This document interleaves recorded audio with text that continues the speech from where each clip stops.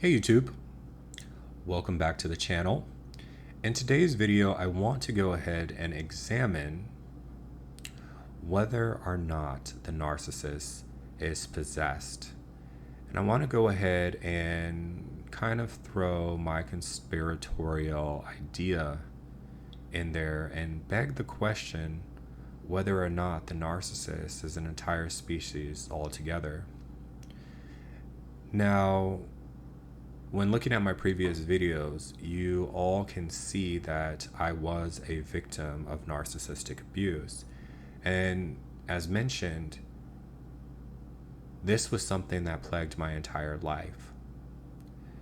I found it in my interpersonal relationships, of course, within my family dynamic.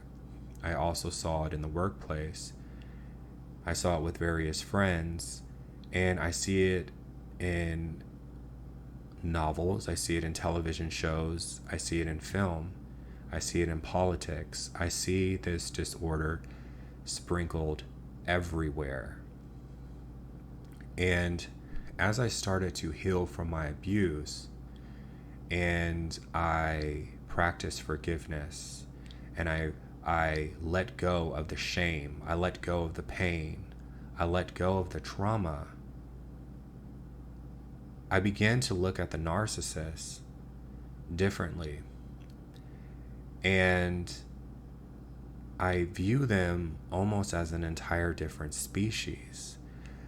You see, there is a disconnect between the narcissist and that of the codependent and empath. So for those of us who are empathic, we continuously try to humanize the narcissist. But everything about these people is anti-life, is anti-God. And so for those of us who accept Christianity, we see this type of disconnect throughout many places of the Bible. And I want to go into the story of Cain and Abel. So for those of you who aren't familiar with these two, Cain and Abel were byproducts of Adam and Eve, and they were brothers. Whether they were full brothers, we don't know. But when observing these two characters, you see that there's a disconnect in their personality. You have Cain, in my opinion, who represents the narcissist or cluster B personality, and then you have Abel, who represents that of the empath. And because of Cain's envy, he ended up murdering Abel. And I guess some would say that Cain represents humanity's first psychopath. Now, I learned about this story at an early age, and I couldn't understand how one brother could kill another. Now, when looking within my own life, and observing the narcissist within my family, within my relationships, and within governments and in the workplace, I realized that there almost is this unspoken agreement within these beings. How is it that once leaving the scapegoat role in my family dynamic, I entered that same role in my relationships, my interpersonal relationships, and then also in the workplace?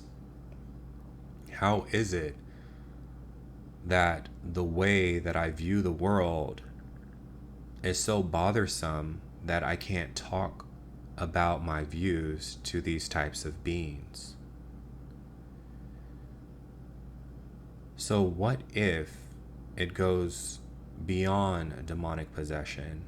And what if these beings are different creatures altogether? I also noticed that as I began to implement no contact, another narcissist in another area of my life would be activated. So for example, When I started to break free from covert narcissistic friends, I would have friends that I hadn't spoken to in 5 years magically hit me up asking me to hang out. And if I ignored their invitation, they were triggered. How is it when you enter relationships, you realize that the person that you're sleeping with hates you and despises you? Why is it when you go into the workforce, you are hated for your good traits? You are hated for your work ethic and your integrity and your character. But when a covert narcissist goes out into reality, putting on their mask and emulating or imitating your behavior, they're praised for it. But you're hated for it when that's who you are on the inside.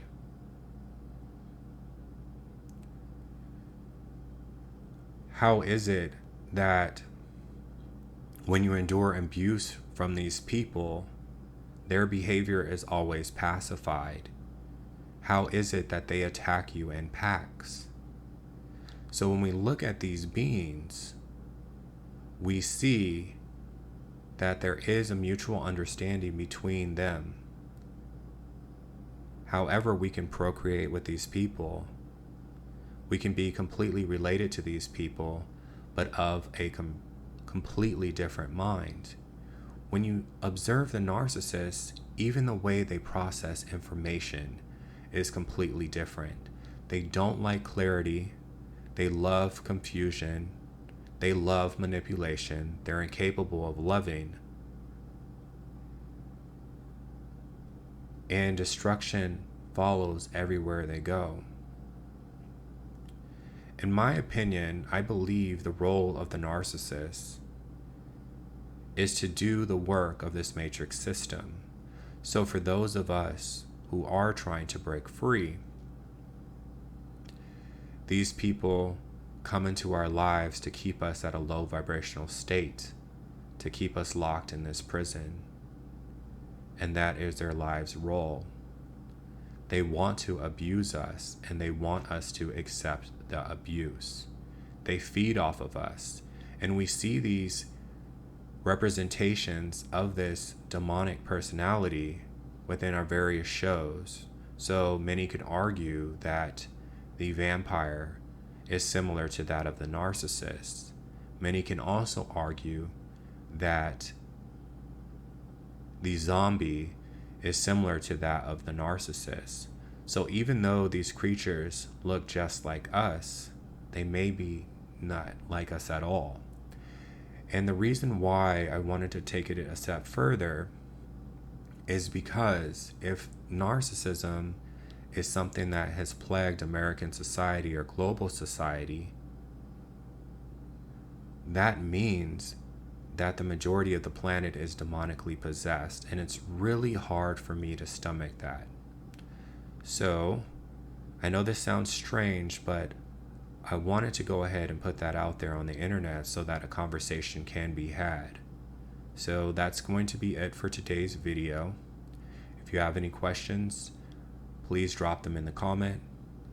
Click the like button, click the notification button, and take care. Bye.